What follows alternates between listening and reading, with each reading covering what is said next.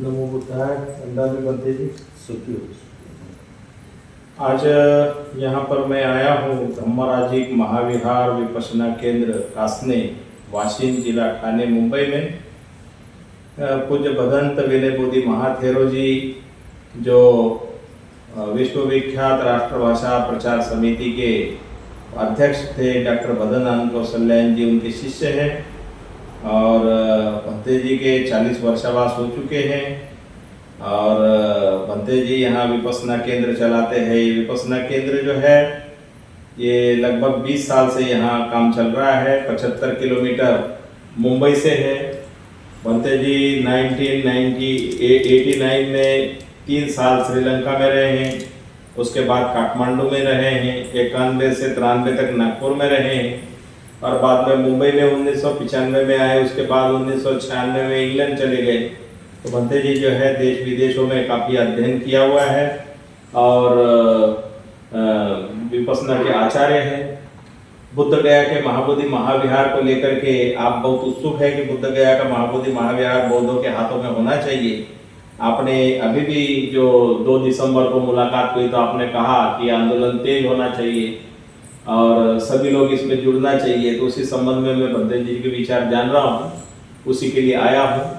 क्योंकि all India Buddhist forum अभी 1 साल 8 महीने से लगातार सक्रिय होकर के काम कर रहे हैं और जो बंगाल में बुद्ध जयंती की छुट्टी नहीं थी वो छुट्टी मिली क्योंकि सभी लोगों की एकता की वजह से मिली, सभी संगठनों को एक करने की वजह से मिली। ऐसे ही सभी संगठन जो भी अपने अलग अलग बिखरे हुए हैं, तमाम लोग ये बुद्ध गया की इशू पर इकट्ठा होकर के आके और हमारी जो मांग है महाबोधि महाविहार जहाँ तथागत बुद्ध को ज्ञान प्राप्त हुआ वो स्थान, उसकी व्यवस्था बौद्धों के हाथों में हो और जो पुराना बोध गया टेम्पल एक्ट 1949 है वो खत्म हो और खत्म होकर के पूरी मैनेजमेंट बौद्धों के हाथों में हो। इसी को लेकर के हम लोग सक्रिय होकर काम कर रहे हैं।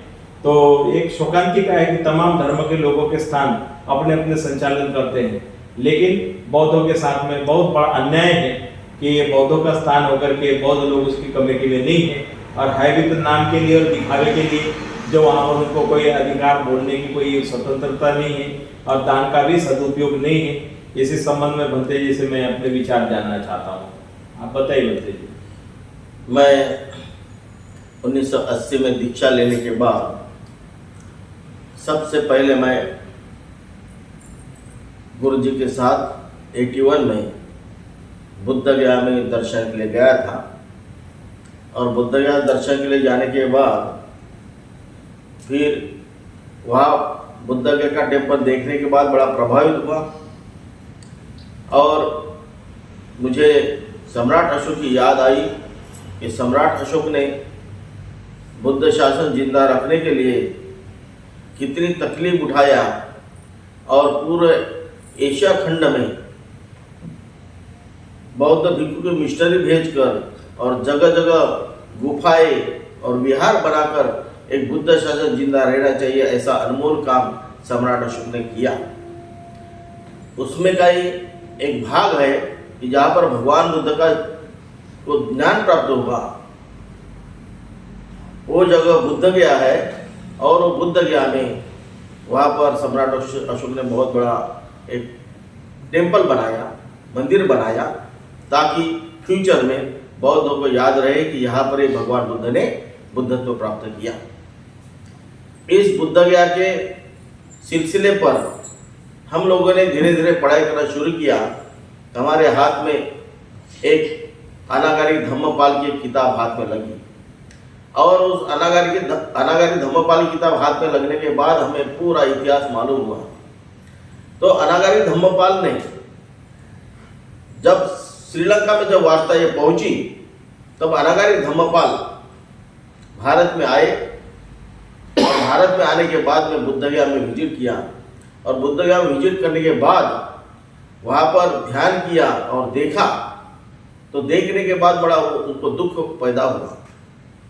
भगवान बुद्ध की मूर्ति जो है उसके सामने लिंग पिंडी उस समय में थी और वो देखकर बहुत बड़े दुखित हुए और वो मंदिर एक पंडित के हाथ में उस समय में चलाने के लिए दिया था। मगर कुछ दिन के बाद वहाँ पर पंडित जवाहरलाल नेहरू आए और उन्होंने भी देखने के बाद में बड़े दुखी हुए, क्योंकि उसके बारे में अनागारी धम्मपाल ने उस समय में संघर्ष किया और ये वार्ता सेंट्रल गवर्नमेंट के जो मिनिस्टर जो थे पंडित जवाहरलाल नेहरू वहाँ पर जब गए, उनसे बातचीत हुई, तब पंडित जवाहरलाल नेहरू ने बुद्धगया में विजिट किया और बुद्धगया में विजिट करने के बाद में वहाँ पर एक कमेटी बिठाया और कमेटी बिठाने के बाद में वहाँ पर 4 बौद्धों को लेना चाहिए और 4 हिंदू को लेना चाहिए, क्योंकि और एक कलेक्टर होना चाहिए। इस तरह से एक एक्ट बनाया और कमेटी बनाया और मेजॉरिटी तो उनकी रही और जो भी कलेक्टर उस गया जिला का जो आता है वही अध्यक्ष रहेगा, ऐसा वो मेमोरेंडम में लिखा हुआ है। तो जो बहुतांश जो मेजॉरिटी जो होती है बहुमत की, तो हिंदू की होती है। ये 4 बौद्धों की कुछ भी नहीं चलती। इसीलिए अनागारी धम्मपाल से लेकर आज तक और बहुत बड़ी लड़ाई चालू रही और अनागारी धम्मपाल ने केस डाला और केस अभी भी वो कोर्ट में जारी है। मगर यहाँ हिंदू सरकार, हिंदू विचार वाली जो सरकार जो आती है, कोई भी सरकार आए और कोई भी मिनिस्टर आए, तो हिंदू विचारधारा के जो मिनिस्टर जो आते हैं तो वो इस मामले के तरफ, बुद्धगया टेम्पल के मामले की तरफ ध्यान नहीं देते। मगर ये बौद्धों का है और बौद्धों के हाथ में होना चाहिए दुनिया में, और मेजॉरिटी तो उनकी रही और जो भी कलेक्टर उस गया जिला का जो आता है वही अध्यक्ष रहेगा, ऐसा वो मेमोरेंडम में लिखा हुआ है। तो जो बहुतांश जो मेजॉरिटी जो होती है बहुमत की, तो हिंदू की होती है। ये 4 बौद्धों की कुछ भी नहीं चलती। इसीलिए अनागारी धम्मपाल से लेकर आज तक और बहुत बड़ी लड़ाई चालू रही और अनागारी धम्मपाल ने केस डाला और केस अभी भी वो कोर्ट में जारी है। मगर यहाँ हिंदू सरकार, हिंदू विचार वाली जो सरकार जो आती है, कोई भी सरकार आए और कोई भी मिनिस्टर आए, तो हिंदू विचारधारा के जो मिनिस्टर जो आते हैं तो वो इस मामले के तरफ, बुद्धगया टेम्पल के मामले की तरफ ध्यान नहीं देते। मगर ये बौद्धों का है और बौद्धों के हाथ में होना चाहिए।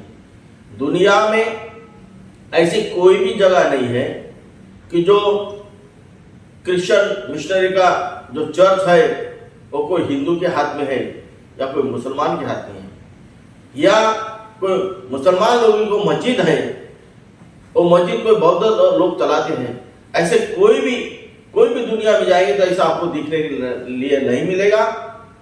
और जो धर्म के लोग होते हैं वही धर्म के लोगों के हाथ में उसका टेम्पल होता है, उनकी वो सब बागडोर उनके हाथ में चलाने की होती है। मगर एक ऐसा स्थान है कि जहाँ पर भगवान बुद्ध ने ज्ञान प्राप्त किया है, इतना बड़ा टेम्पल जो है, तो यहाँ पर बहुमत से की जो मेजॉरिटी जो है वो हिंदू की है और हिंदू पंडित पुरोहित के हाथों में है। तो इसको ये याद बदलना बहुत जरूरी है। इसीलिए अखिल भारतीय भिक्षु संघ के सभी पदाधिकारी और सभी भिक्षुक लोगों ने और जो हमारे पूरे इंडिया के बौद्ध लोगों ने इस मामले में इकट्ठा आने की जरूरत है, संगठित होने की जरूरत है और एक आवाज उठाना चाहिए और ये बुद्धगया का मंदिर बौद्धों के हाथ में सौंप देना चाहिए, ऐसी हम एक मांग करते हैं। तो ये जारी है, ये हमारी लड़ाई जारी है और ये होना ही चाहिए। इसके लिए हम संगठित रूप में एकत्र आकर ये बुद्ध का जो टेम्पल जो है, जो महाबोधि विहार जो है, ये बौद्ध लोगों के हाथ में आना चाहिए, ऐसे मैं मांग करता हूँ। तो यहाँ पर बम्बई में बहुत सारे लोग जो हमें प्रश्न पूछते हैं, काफ़ी लोग प्रश्न पूछते हैं, बंदे जी बुद्धगया का टेम्पल कब छूटेगा। तो ये कोर्ट में भी केस जारी है। अभी हमने देखा है कि अयोध्या जो है, तो अयोध्या का नाम पुराना साकेत था और साकेत एक बौद्ध नगरी थी और बहुत बड़ा अपना टेम्पल था वहाँ पर। तो हिंदू लोगों ने वो हमारी जो जगह लिया और वहाँ पर राम का जन्म हुआ करके ऐसे वहाँ बताकर अभी राम मंदिर बनाया है। तो ये झूठ मूठ इतिहास रखने की कोशिश करते हैं, करने की कोशिश करते हैं। जिसका शासन जो आता है, जिस धर्म का शासन आता है, वो दूसरे धर्म के ऊपर इतना बड़ा अन्याय और अत्याचार करते हैं, ये कोई बात बराबर नहीं है। तो अयोध्या का भी जो मंदिर जो जहाँ बनाया हुआ है वो भी बौद्धों की है। वहाँ पर कोई भी जगह आप खुदना शुरू करेंगे तो वहाँ पर बौद्ध के अवशेष वहाँ पर मिलते हैं। तो कितने दिन तक ये हड़पते रहेंगे दूसरे की जगह? क्यों इतना झूठ इतिहास रखना चाहते हैं? क्यों इतना झूठ काम करना चाहते हैं? किस लिए करना चाहते हैं? सत्यता सत्य होना चाहिए। सत्य को कोई भी दबा नहीं सकता। कितने दिन तक दबा के रखेंगे? कितना भी बौद्ध धर्म के अवशेषों को और इसको आप दबाने की कोशिश करेंगे तो भी ये इतिहास दब नहीं सकता। आज पूरी दुनिया में बौद्ध धर्म फैला हुआ है, तो इसको आप दबा नहीं सकते। तो बौद्धों के हाथ में होना चाहिए और वहाँ पर पंडित और पुरोहित जो है तो वहाँ से हटाकर बौद्ध भिक्षु के हाथ में वो चलाने के लिए देना चाहिए, ऐसे मैं मांग करता हूँ। और मैं भी एक हिस्सा बनकर, इस आंदोलन का हिस्सा बनकर जितना मेरे से सपोर्ट देना होता है इस आंदोलन के लिए उतना मैं करने की कोशिश करूंगा। इतना ही कह के मैं अपने विचार व्यक्त करता हूँ। अभी भंते जी 12 फरवरी माघ पूर्णिमा के दिन हम लोगों ने सभी भंते पड़े जितने भंते लोग हैं सभी को कहा है कि बुद्ध गया में आइए और अपने उपासकों को साथ में आइए और वहां पर भूख हड़ताल करने का कार्यक्रम जो है माघ पूर्णिमा के दिन हम लोग पवित्रान पाठ वगैरह करेंगे और भूख हड़ताल शुरू करेंगे।